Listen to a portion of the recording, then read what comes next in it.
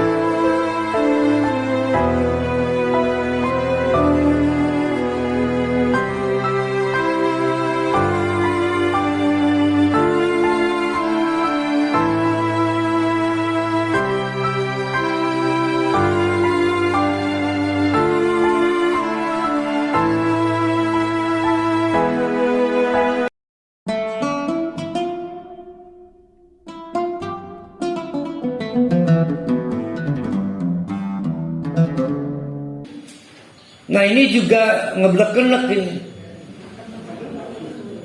Sampai luar biasa ya.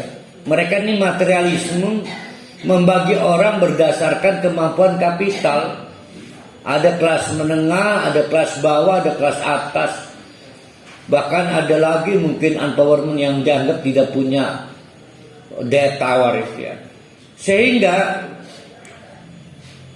tapi karena mereka ini pengusaha besar kan lebih terdidik, diamat-amati, ada benernya juga omongan Nabi Nuh.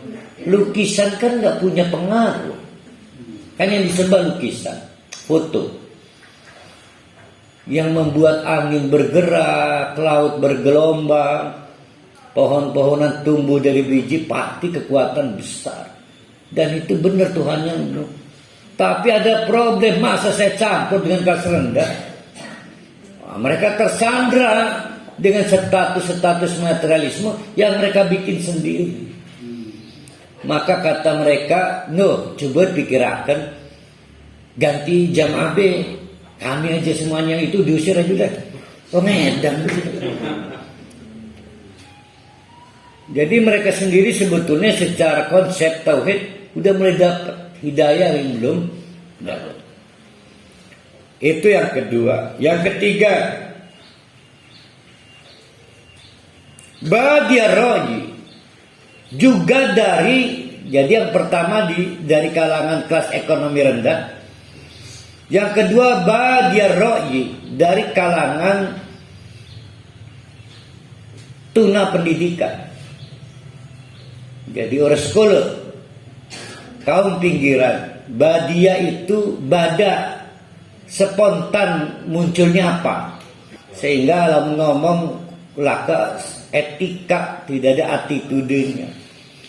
Nah ini dianggapnya wajar, mereka mah kurang pendidikan, gak dinalar dulu, nggak dimasukkan ke lab ajaran Nabi Nuh, langsung milu. Kan mereka menalarnya rendah, padahal mah gampang ngejawabnya. Yang lama berpikir menerima dakwah Nabi Nuh yang bodoh. Ngapain dong nadhirun mubinun kok? Sudah jelas nggak perlu diskusi. Ngapain pakai dinalar lama-lama? Yang cepat menerima dan sadar ya pinter. Iki mau meninggalkan bid'ah kok. Bentar perlu saya pikir-pikir dulu ya. Berarti bodoh dia. Kenapa belum berhenti dari bid'ah? Perlu pertimbangan. Bodoh mas kelamaan. Sudah Ya logika mereka pakai keliru. Jadi yang cepat merespon syahadat itu yang pintar, bukan yang bodoh. Mereka malah bilang wajar. Mereka itu badiaroni, orang yang lemah nalar sehingga gampang ke bawah arus. Kalau kami kan perlu dulu pertimbangan, seminar, penelitian, kemudian studi kelayakan, studi banding, studi apa lagi tuh Bu Haja Neneng? Studi tour.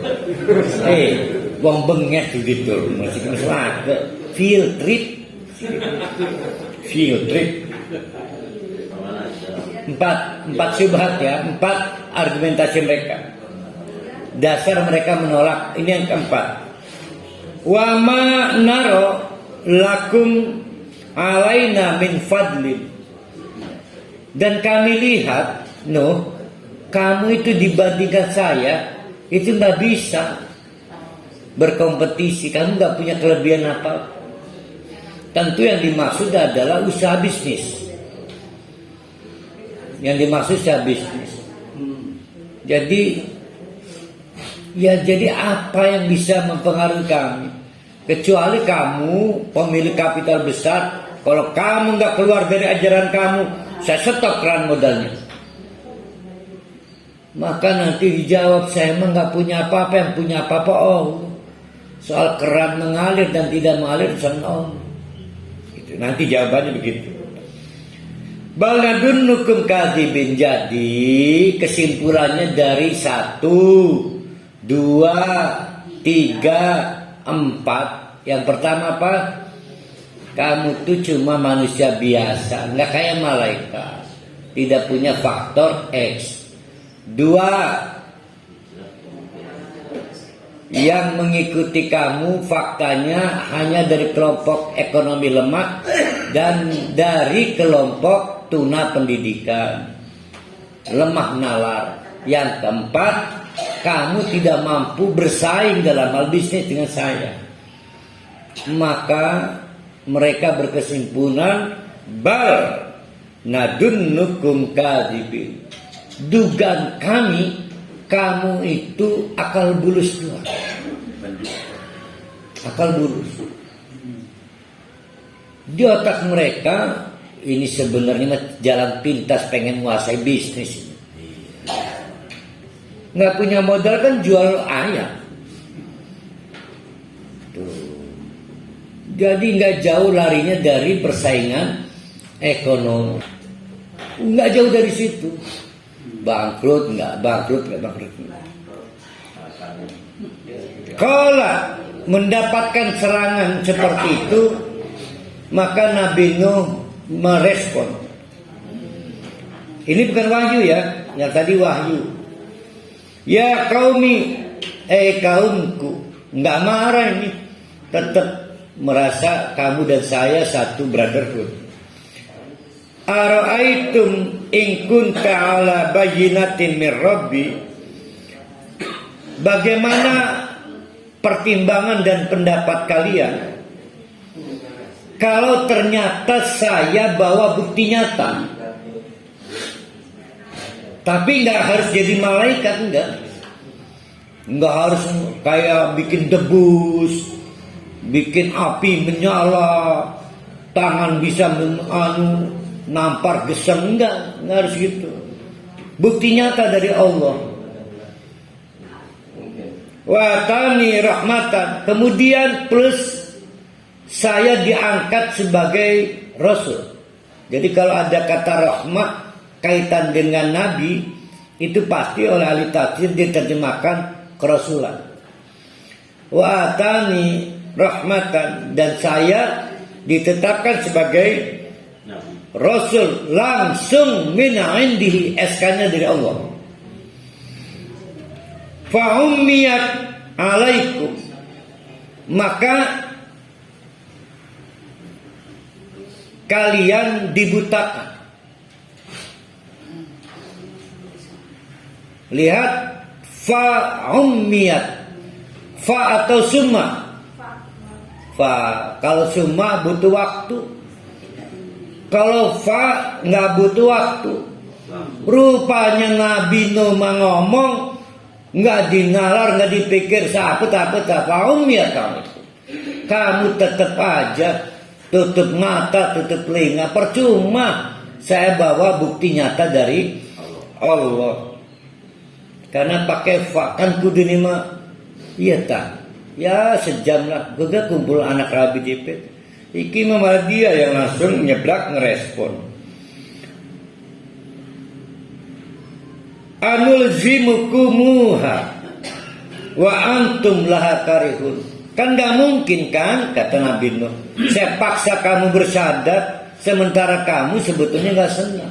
Saya gak mungkin memaksa orang ikut menjadi pengikutku dalam posisi gak senang. Sama dengan Allah gak akan mencatat amal orang sholat tapi males. Sholat tapi males. Wa antum kusala. Sholat tetap sholat, cuma males. Kok tetap sholat? Karena takut kelihatan orang gak sholat. Kok tetap sholat? Takut kualat, padahal malas, tapi tetap sholat. Nah itu maksud antum. Jadi Nabi Nuh juga menolak memaksa mereka masuk Islam karena terlihat wajah dan jiwa kebencian pada diri mereka. Saya nggak ngotot-ngotot amat. Itu jawaban yang respon Nabi Nuh terhadap argumentasi yang pertama soal innama ana basyarum mislukum.